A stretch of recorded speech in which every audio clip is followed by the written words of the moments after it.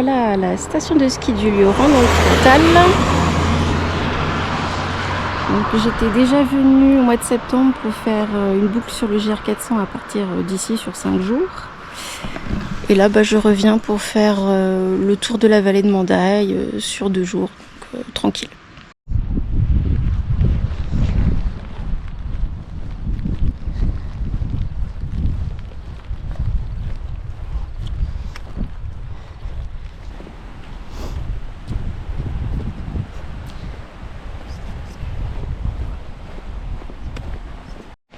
Donc là je suis au télésiège du Lioran. En fait quand j'ai fait le GR400 en septembre, j'avais bivouaqué juste là, un peu par dépit. En fait j'avais fait le bec de l'Aigle en venant l'après-midi. Et je savais pas trop où dormir parce que sur les crêtes c'est compliqué. Et du coup j'étais redescendue dans cette vallée pour juste dormir. Et en fait en revenant je m'étais dit ça serait quand même bien que je trouve un meilleur endroit de bivouac. Mais en fait c'est toujours compliqué parce que donc les horaires de train sont assez impossibles pour le Cantal. Là je suis arrivée à 18h44 et il n'y a pas mieux, il faut venir en semaine. Mais bon, comme j'ai déménagé quand j'étais en repos en semaine, tant pis. Du coup j'ai décidé de venir et en fait ça s'étale sur 3 jours au lieu de 2. Et je m'étais dit que j'aurais peut-être le temps de monter au col de Cabret. Mais bon, il pleut, il y a du vent. Je suis pas sûre que dormir sur un col ce soit la meilleure idée. Et l'autre solution ça aurait été de dormir au bureau qui est juste en haut. Mais en fait je sais pas si c'est ouvert. Parce que quand c'est fermé on peut dormir devant. Mais par contre si c'est ouvert je pense pas qu'ils le tolèrent. Et du coup j'ai pas envie de me taper l'aller-retour pour rien. Donc là je vais dormir près de mon télésiège préféré. Donc il y a des ânes juste à côté. Je ne suis pas seule.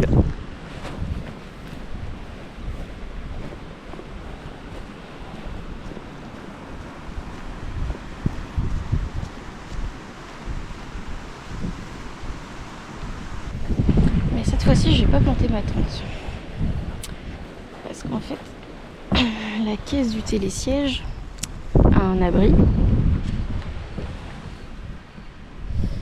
Et franchement je me dis que ça va m'abriter du vent et que comme ça j'aurai pas à tout démonter demain matin et je pourrai partir tôt. Parce que du coup demain matin l'étape est super longue.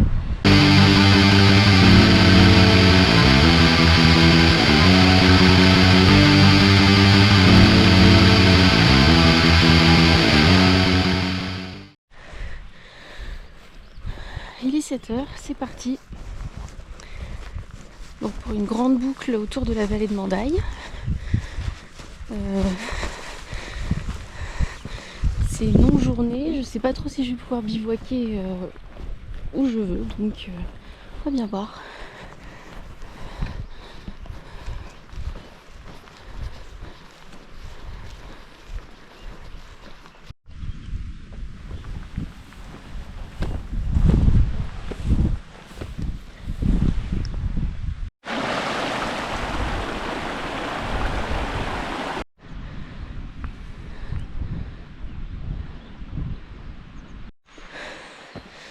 Alors pour ceux qui penseraient que la moyenne montagne c'est facile et la haute montagne difficile, je vous dirais que c'est pas toujours le cas. Je suis née à Nice, mon terrain de jeu initial c'est le Mercantour et je peux vous assurer que il y a beaucoup de balades dans le Mercantour qui sont plus faciles que le GR400 dans le Cantal. Ici il y a vraiment beaucoup de dénivelé. Je pense qu'on n'imagine pas à quel point il y a du dénivelé. Et ça commence tout de suite.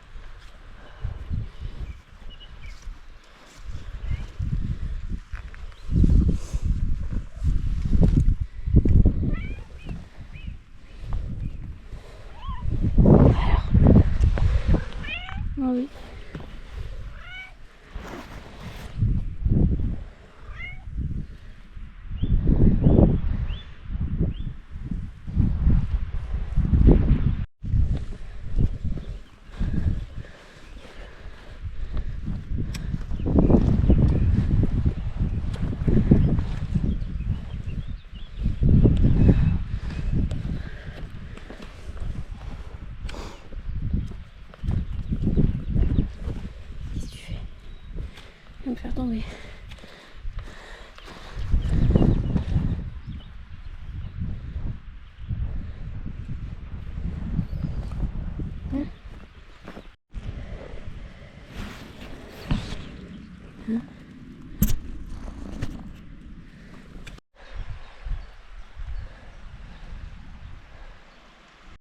Donc là je suis au col de Rombières.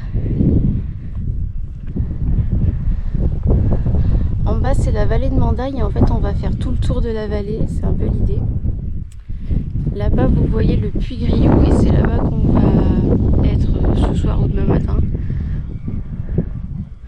Voilà, mais en attendant on va aller par là-bas et faire le tour comme ça.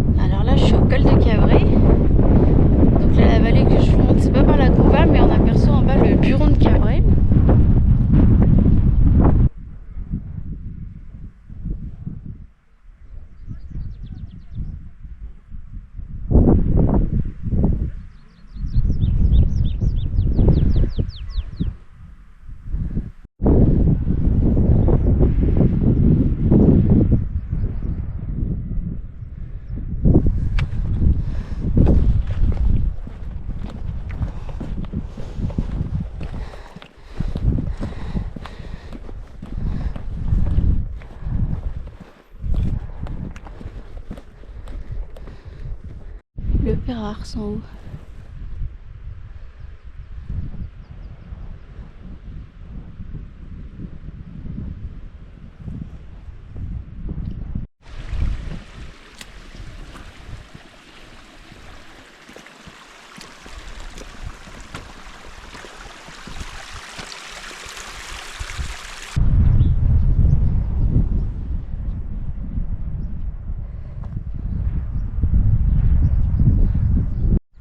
Normalement c'est la floraison des gentianes au mois de juin, mais j'ai l'impression qu'elles sont en retard.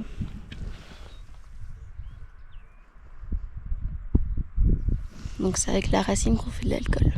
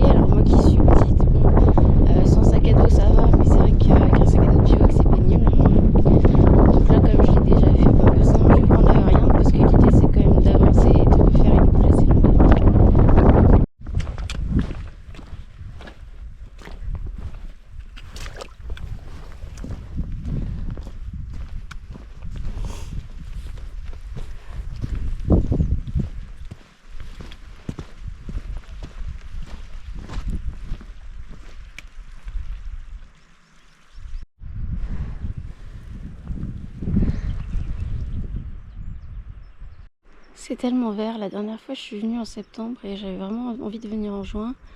Déjà pour avoir une végétation différente et puis aussi pour ne pas croiser de chasseurs parce que c'est vrai qu'il y en a vraiment partout quand la période de chasse est ouverte et ça la dérange absolument pas d'arpenter un GR quoi. Donc voilà, il fallait absolument que je revienne en juin.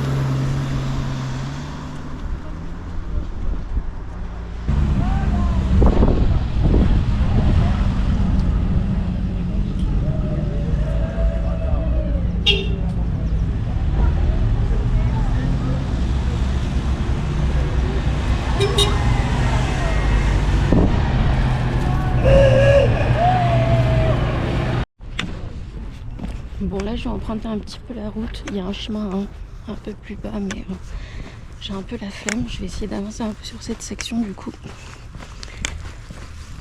Ils annonçaient du beau temps mais il y a quand même de la brume, il faut dire qu'il fait quand même vachement froid pour une fin de mois de juin. Bon c'est de la moyenne montagne, hein. Normalement ça commence à devenir limite niveau chaleur à cette période là et là franchement il fait super froid. Et l'endroit où je me suis arrêtée là en dessous du Puy-Marie, normalement c'est blindé de gens. Alors là vous avez vu des motards etc mais personne sur la terrasse quoi normalement. C'est vraiment une partie super fréquentée et là je pense qu'il y a personne au Puy-Marie, personne qui est montée quoi, à cause du froid.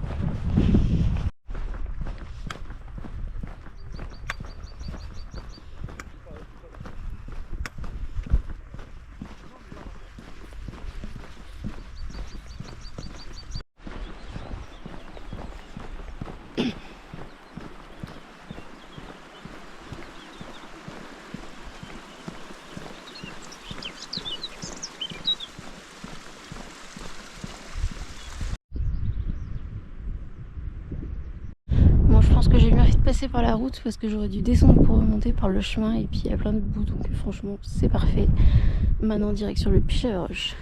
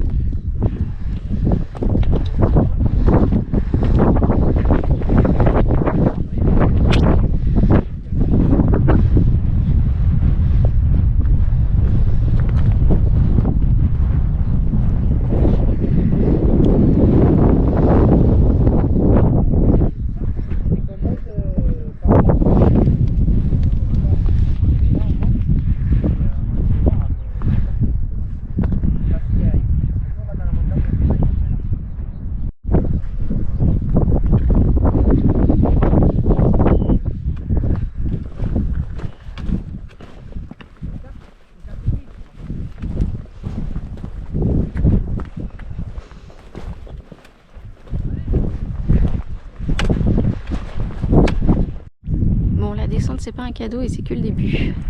Mais la vue est splendide.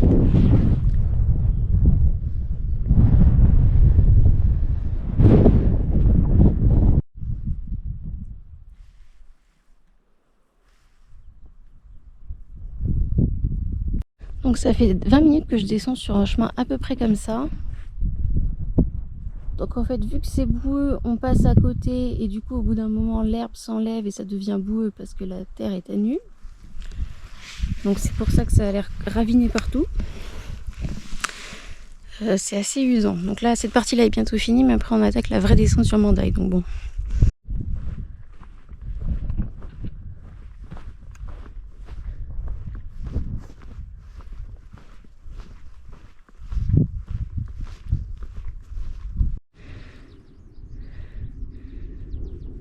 Donc pour ceux qui font le GR400 du Faux à Mandaï, normalement le GR vous dit que il faut aller par là. Et donc faire toute la crête, redescendre mais très bas dans la vallée. Et du coup, c'est super long sur la route en fait. Donc moi ce que je fais, c'est que je coupe par là. Donc direction Mandaï. Alors ça descend bien comme il faut. Je pense que vous pouvez le voir. Il faut faire un peu attention sur la première partie. Mais bon voilà, c'est juste que ça descend, ça fait bien du bien aux genoux. Mais franchement ça économise beaucoup de temps. Et de toute façon, moi, pour ce que je veux faire aujourd'hui, pour la grande boucle que je veux faire autour de Mandaï, c'est ce chemin-là et rien d'autre. Hein. Donc voilà, je pense pas filmer dans la descente parce que je hais les descentes. Et en plus, voilà, comme il a beaucoup plu, c'est vrai que c'est quand même pas mal glissant. Là, la partie que je viens de faire, j'ai vraiment galéré. Et donc voilà. Donc la particularité du GR400, c'est que en fait, il s'agit de plusieurs petites boucles à coller. Et en général, quand les gens disent qu'ils ont fait le GR, c'est qu'ils ont fait le périmètre de la grande boucle. Mais en réalité, il y a une boucle pour chaque vallée. Et en fait, c'est comme ça que moi, en faisant une randonnée d'une seule journée, j'arrive à être tout le temps sur le GR400 quasiment. Sauf quand je prends le raccourci pour aller plus vite à Mandaï. Mais en gros, j'ai fait la boucle de la vallée de la Jordan ici en vert. Donc en fait, vous pouvez adapter votre itinéraire et faire qu'une seule boucle, ou deux, ou la périphérie du tour, peu importe. Bon, j'ai passé la partie la plus difficile de la descente.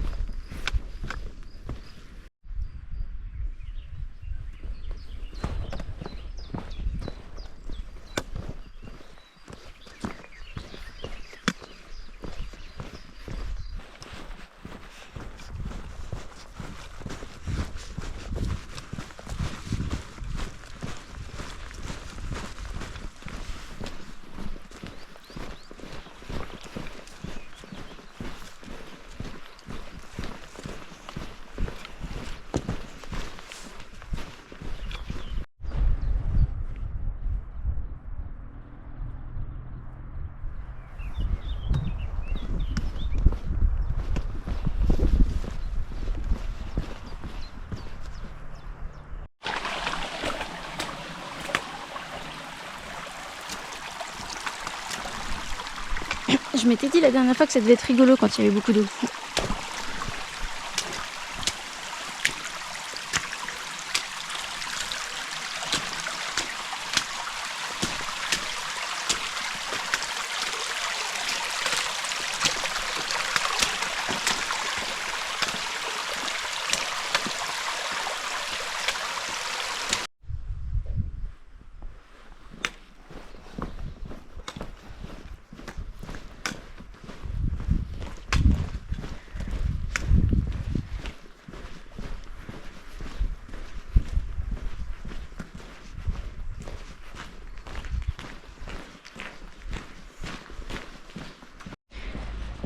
Alors je quitte Mandaï, il est quasiment 14h, j'ai juste bu un chocolat à la terrasse d'un café et là c'est comme si je commençais une deuxième étape en fait parce qu'il faut que je retourne au Lioran. Donc je sais pas, peut-être 5 heures de marche, quelque chose comme ça.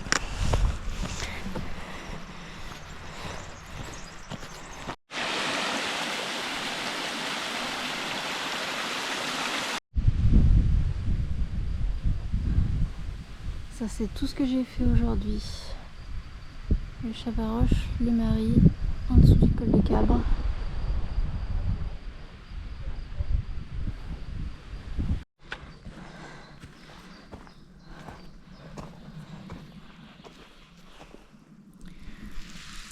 Bon, je n'aime pas trop, mais c'est encore un très très bon dénivelé hein, que j'ai déjà fait, mais ça me manquait pas.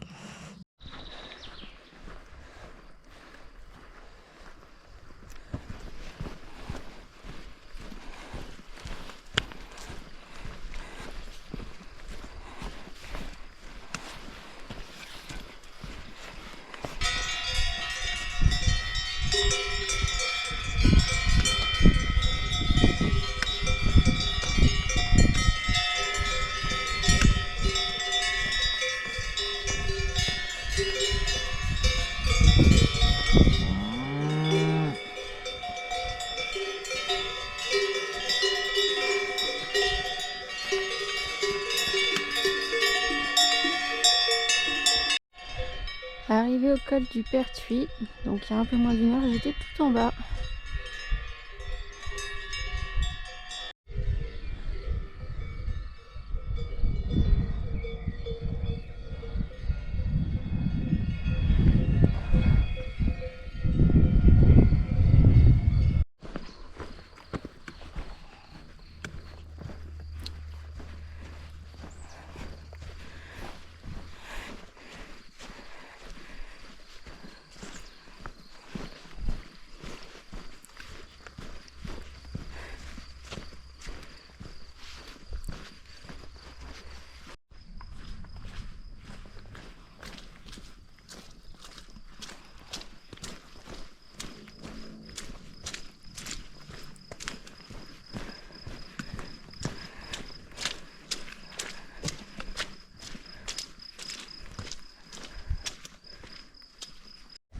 Regardez comme il est beau.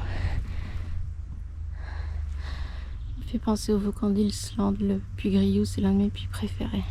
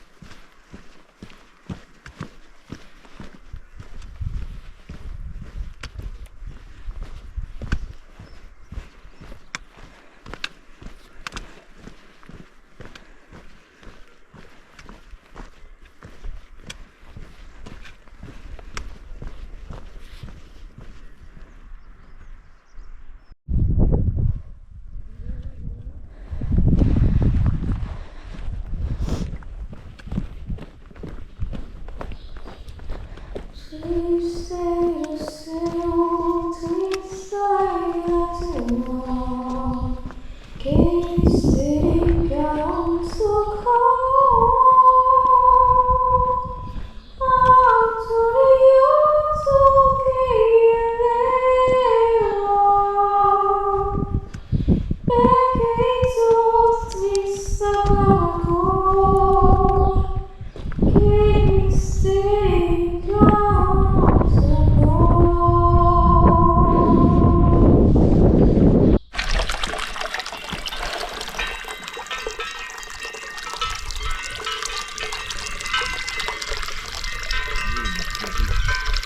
Donc là, je redescends par les pistes de ski. Bon, revenu au même endroit pour la nuit. Alors, j'ai pas trop aimé venir ici la première fois parce que j'avais planté ma tente au milieu et du coup, je me sentais pas super à l'aise parce que c'est quand même assez près des habitations et du coup, c'était pas super discret d'avoir une tente. Mais j'avais déjà repéré ce local et en fait, à l'époque, il y avait des espèces de panneaux publicitaires dedans et du coup, il fallait tout enlever pour pouvoir s'installer. Et là, cette fois-ci, il n'y avait rien et du coup, ben voilà, j'ai dormi les 2 nuits. Enfin, je vais dormir les 2 nuits ici.